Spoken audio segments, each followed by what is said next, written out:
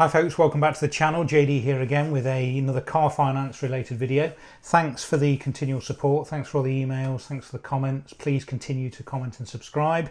This is going to be a very quick video. Somebody placed a comment on one of my videos the other day and said, would I mind doing a quick video, a quick look at the finance behind the new BMW 3 Series. Now I have already done a video on the new M340. I'll put a link up to that here. I can never know where I'm pointing, somewhere up there. But I'm just going to do another quick video looking at the latest offers on the 320i MSport, so standard, bog standard 2 litre 3 Series. And something I've just spotted, which is quite good to discuss actually. If you take a look at this, so I just typed in current BMW 3 Series offers and a Stratstone website came up. Obviously not affiliated with anybody, but this is the first one that came up in Google. And I went on to the offers, current offers for the BMW 3 Series 320i MSport 4-door automatic. And you can see it says it's PCP, $399 a month with a $1999 customer deposit. Now, when I was just putting the figures into my spreadsheet to see how close my spreadsheet was and how well it compared with their figures, again, I'll put a link up to here for the video on the latest PCP spreadsheet. Do email me here if you'd like a copy, find out how you can get a copy from me. But the interesting is, look what happens. So they are saying that the on-the-road cash price is $36,200. It's a 48-month agreement. This is what I would call, as I mentioned before, a term minus one. So it's a 48-month agreement, but 47 equal monthly payments, with month 48 being the final value. I can't emphasize enough, that is something else you must check when you're comparing like-for-like deals. Because if you ask for a 48-month agreement or a 36-month agreement, you might find that they actually quote 48 equal monthly payments, with month 49 being the final value, and that obviously can be very misleading when you're trying to compare deals. So make sure, if it's a 48-month agreement, is it 48 equal payments and month 49 being the final payment, or is it 47? Most of them tend to be 47 or 35 or 23 for a 36-month or a 24-month. So this you'll see is 47 equal payments. It's a 48-month agreement with the guaranteed option to purchase payment of $14,013.29, which will be payable at month 48. Now, the odd thing is I think there's a typo error on here, because I cannot get these figures to add up, and I'll show you for why. If we go into the old spreadsheet, if I put in their figures, so total, a minute, total on the road price $36,200, which is there, look. Customer deposit of $1995, dealer deposit contribution of $4558. That actually gives us a loan amount, so how much we're financing, if you like, of $29,647. And they're telling us it's actually $28,639. Now, unless I'm missing something here and being a bit stupid, because it's been a while since I did one of these videos, but that is what it's saying. Look, $36,200 less $1999 customer deposit less $4558 gives us $29,647. So if you put in the figures of the final value of where is it, 14,013.29, 14,013.29, and an APR of 4.9 and 47 equal payments, it actually comes out at £423.47. And that makes sense, because we are borrowing effectively almost it's actually more than £1,000 more than their example is telling us. So again, that's a really good example. Always check the figures. There's something not right here. I imagine it is $399 a month, but they've just explained the deposit incorrectly, because the only way I can get close to this is to actually up the deposit by about £1,000. So if I change it to $2,995 customer deposit, that gives us $28,647, and they are saying we are financing 28,639. So what's that? We've got to find another £8. So if we put in a deposit of 3,003, will that work? 28,639. And there you go, look. Monthly amount coming on the spreadsheet is 399.85. They're saying 399 dead. Remember when I've told you about the spreadsheet in the past, there's probably an element of rounding going on here. Just because it says 4.9 APR, it could actually be more like 4.86. So if I change that to say 4.86, you do actually get closer, look, to £399. So it's not far off, the spreadsheet's pretty close. But the interesting thing is, to get those figures, we've got to find an extra £1,000 or a little bit more deposit. Sorry, slightly more than an extra £1,000 deposit. Anyway, let's assume these are the figures. So these are what we're dealing with. Because the important bit when you're looking at the settlement table is how much you are financing. So we are financing 28,639 on here, and on here we are financing 28,639. Okay, so the interesting thing is, how much is it going to cost us? So, well, it's going to cost us a total amount of 40,300 on my spreadsheet. They're saying, yeah, 40,326. So that's what it's going to cost us in total if we were to run it for the whole term and then give it back. Obviously, like I've said in the past, you could run this full term and then refinance the £14,000 to pay it off. The only problem with that is, remember, is that you are paying interest on this agreement. You are paying interest on the guaranteed future value, and then you're going to borrow money to pay off the guaranteed future value, and more than likely you're going to pay interest on that again. So if you do intend to keep a car, as I've said before, there are potentially, depending on whether you get a very good deal on PCP, there are potentially some better ways of financing it if you're going to keep it. Because the problem with the PCP, and certainly if you've got quite a high interest rate, 4.9 isn't too bad, but let's say you were financing a used car on PCP at 10.9, you're paying that 10.9, it's going to be a flat rate of probably about 6 or 7, something like that. You're paying that on the final value, and then you're going to give it back. So you've paid all that interest on, in this case, £14,000 that you're never actually going to own. So there are better ways. Anyway, I digress.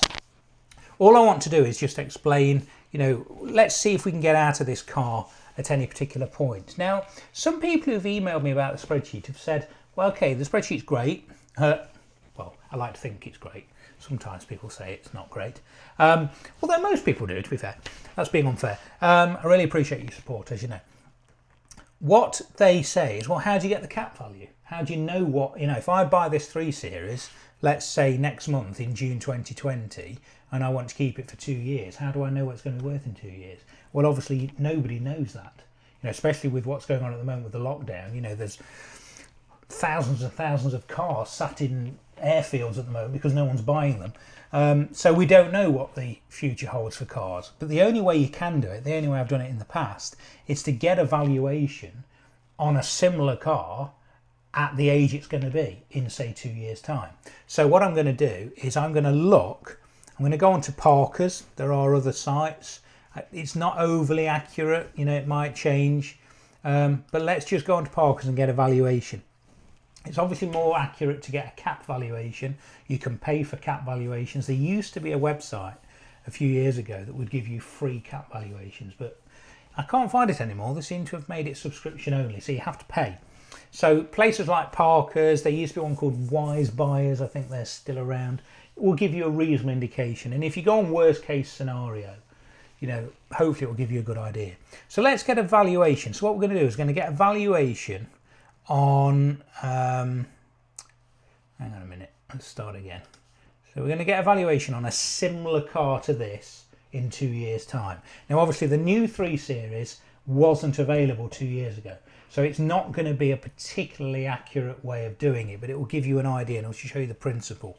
So we'll go, okay, we want a valuation on a BMW 3 Series, and we'll go up to the model year 19 effectively, or it's going to be, that will be model year 20, won't it? Was it 18?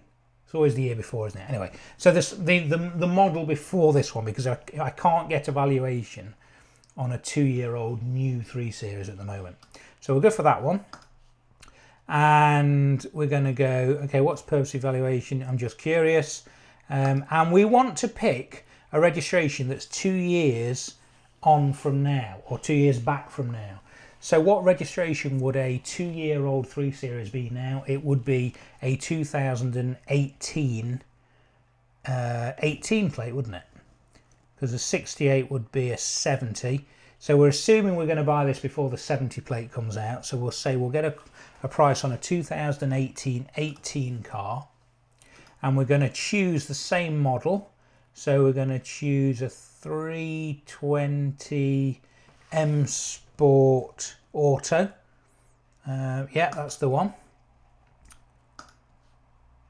Get my free valuation. Right, now this doesn't give you trade prices anymore. It used to, but it seems to just be giving you a dealer price and a private price. So they're saying if I wanted to buy a 2-year-old 320 now, roughly, assuming 20,000 miles a year with no optional extras, but let's be honest, how many optional extras actually make any difference when you come to trading a car? Certainly has never ever added anything on any car I've ever part exchanged, regardless of what options it's got. So let's assume this is a fair indication. So they're saying private price between 16.1 and 18.1. That's the price you would pay privately. A dealer price, they're saying between 19 and 19,735. So if that's the private price, if that's the price to buy the car, the part exchange might be even lower than that. But what we'll do is we'll use the private price. And what we'll do is we'll give them the benefit of the doubt. We'll play devil's advocate, whatever other phrase I can think of. We'll pick the price in between. So let's say 17.1 roughly. So let's say we're going to sell this privately. Let's pick the figure between these two numbers. So let's say 17,100. So what we do, we go into the spreadsheet and we go to when we have paid 24 payments, which is obviously going to be, if we start it next month, is going to be in June 2022. And what we do is we put this amount that we've just found into this column. Let's just remind ourselves, halfway between the two, 17,100. Okay, so roughly, sorry, I'm in the wrong place, it should be there. Oh, I've done it wrong, let me put it up there. 17,100, 24 months. Roughly, the settlement at that time is going to be about 21,600. Again, this will always change slightly in my experience. It depends if there's any charges added on. It depends how much interest penalty a lender charges you for settling early. It's going to be about 21,600, 21,700. If we can get 17,100 for that car, we're going to be £4,581 in negative equity. Now, it might not be that bad, you know, because this is the older model. Let's go for the figure between the dealer price. So what's that, about 19,400, say 19,300. Let's try that. 2,381 in negative equity. So it's not going to be the best car to get out of after 2 years without some kind of penalty. Remember also, we've also had to put in, well, £3,000 in this example, £2,000 on the actual example. So you've lost your £2,000 minimum, and you're potentially at least in 2, 3, probably even more negative equity. Let's do one more. Let's run it at 3 years. So what we'll do, we'll go back to Parker's and we'll get a new quote, and we'll get one for a 17 plate car. So 3 years old, 30,000 miles. So BMW 3 Series, oh, previous model. We'll go for a 2017, so 3 years old from now, 2020 cars. And we'll go for the same model again. So 320 MSport Auto, just curious. Free valuation. Okay, so let's do the same thing again. So private price is saying 14,2 to 16. So we'll choose roughly the middle ground, 15,000 and that's going to be after 36 months, so it's going to be at June 2023. What was it? I forgot what it was. 15,000. So still £2,823 in negative equity there. If we go for the dealer price, what it's going to be, oh dear, it's going to be roughly halfway between that. So probably about what, 17,000 dead, something like that. So that's not bad. 800 quid roughly. So that might be a conservative estimate. So maybe somewhere between the two, but who knows? Like I say, we don't know what a car is going to be worth. This is really the only way you can roughly work it out. But I would say you might have a reasonable chance of getting out of that car at the 3-year point. Certainly not at the 2-year point. Let's remember that with a PCP, you're always paying the capital down to that finite value, final value. So it really, you're kind of paying the capital off less and less, you're paying the capital off, but it's making less and less of a difference because you're eventually going to hit that guaranteed future value. You're not paying it all off. So let's say in 4 years' time, you give the car back, you've got no equity, okay? Because it doesn't really matter. You can't pay more off than what the final value is. What about voluntary termination? So if you remember, with voluntary termination on a regulated agreement, HP, PCP, etc., providing you have paid 50% of the total amount borrowed, and that's total amount borrowed including any deposit you've put in, any interest charges, etc., providing you've paid half of what's on the agreement, you can effectively, providing you've got, you've taken reasonable care of the car, it's come and inspect it, providing it passes, providing you haven't gone over the mileage or the pro rata mileage, although technically some people say you can do that, but just to be on the safe side, you haven't gone over the mileage. In this example, look, we could hand that car back at just under 32 payments, so 31.58 payments. So in February 2023, we could hand that car back if we were finding ourselves in negative equity. And that's the beauty of a PCP and a regulated HP compared to, say, a personal loan, because you haven't got that protection. So what we're saying on this kind of car, yeah, it's a good deal, £399 a month with some kind of deposit in, although it doesn't add up on the Stratstone side at the moment. After about 32 payments, you could hand it back, or you could probably, give or take 500 quid, perhaps get out of it after 3 years, certainly not before. Okay, just thought I'd do that. Hope that was interesting. Please comment and subscribe. Fling me an email for a copy of the spreadsheet if you're interested, and I'll see you next time. Take care.